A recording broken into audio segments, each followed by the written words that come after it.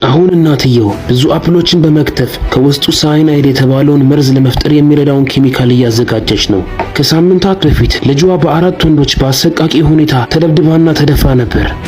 ግን ፍርድ ቤቱ ወንጀለኞችን ጥፋተኛ አይደላችሁም በማለት በነፃ ለቋቸዋል። ባልዋንም ፍርድ ቤት ውስጥ ሽብር ፈጥረሃል በሚል ምክንያት እስር ቤት አስገብተውታል። እሷም የዚህ ሀገር የፍትህ አሰጣጥ የበሰበሰ መሆኑን ተረዳች። ልጇን በህመም ስቃይ ውስጥ ስታይ ውስጧ በከፍተኛ በቀል ተሞላ። ህጉ ያልሰጣትን ፍትህ በራሷ እጅ ለማግኘት ቆርጣ ተነሳች። ልክ እንደሷ ሁሉ አንድ ልጁ የተደፈረችበት መርማሪ ታገኛለች። እሱም በጉዳዩ አዝኖ ስለመጀመሪያው ወንጀለኛ ሙሉ መረጃ ሰጣት። እናትየውም ከመምህርነት ስራዋ በመልቀቅ በቀሏን ሀብላ ጀመረች። አንድ ምሽት መርማሪው በሰጣት መረጃ መሰረት ወደ አንደኛው ወንጀለኛ እንደ ጥበቃ ሆኖ የሚሰራበት ክለብ ሄደች። አንዲት ሴት በመቅጠር ወንጀለኛው ሰክሮ ወደ መኪና እንዲገባ አደረገች። ብልቱንም በቢላ ቆርጣ ጣለችው። ከቀናት በኋላ ወንጀለኛው ወደ ህሊናው ተመልሶ እየተንገዳገደም ሽንቱን ሊሸና ጎንበስ ሲል ሸቀጡ በቦታው የለም። በጣምም ደነገጠ። እናትየው ልጇ ስትደፈር የተሰማትን ስቃይ እንዲሰማው አደረገች። እሱም ደንግጦ ጮኸ። ተንሸራቶም ጭንቅላቱን በቧንቧ ተመቶ እዚያው ህይወቱ አለፈች።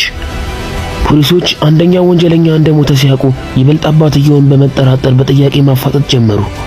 ይህ ግን ለእናትየው ግድ አልሰጣትም። ምክንያቱም ስለ ሁለተኛው ወንጀለኛ መረጃ ደርሷታል። ይህ ወንጀለኛ በጣም ሀብታም ሲሆን እናትና አባቱ በህይወት ስላልነበሩ የሚቆጣጠረው አልነበረም። እሱ ሴት ማሳደድ፣ የአካል እንቅስቃሴ ማድረግና ኃይል ሰጪ መጠጦችን መጠጣት ያዘወትራል። እናትየው እንዴት አድርጋ እንደምትበቀለው እያሰበች እያለ በእጇ የያዘችውን ፖም ተመለከተች። ከዚያም በትንሽዬ ዕቃ ከድና አስቀመጠችው። በዚህ መንገድም አደገኛ መርዝ መፍጠር ቻለች። አንድ ምሽትም በድብቅ ወደ ወንጀለኛው ቤት ገባች። እንደ ባዮሎጂ መምህርነቷ ምን ያህል መጠን ያለው መርዝ እሱን ሳይገለው ግን እድሜ ልኩን ሽባ አድርጎ እንደሚያሰቃየው ታውቃለች። ልጁ አንድ ጉንጭ እንደጠጣም አረፋ ደፍቆ ወደቀ። ወዲያው ወደ ሆስፒታል ቢሄድም የተቀረውን እድሜ ፓራላይዝድ ሆኖ እንዲሰቃይ አደረገችው። ግን አሁንም በቀሏ ገና አላበቃም።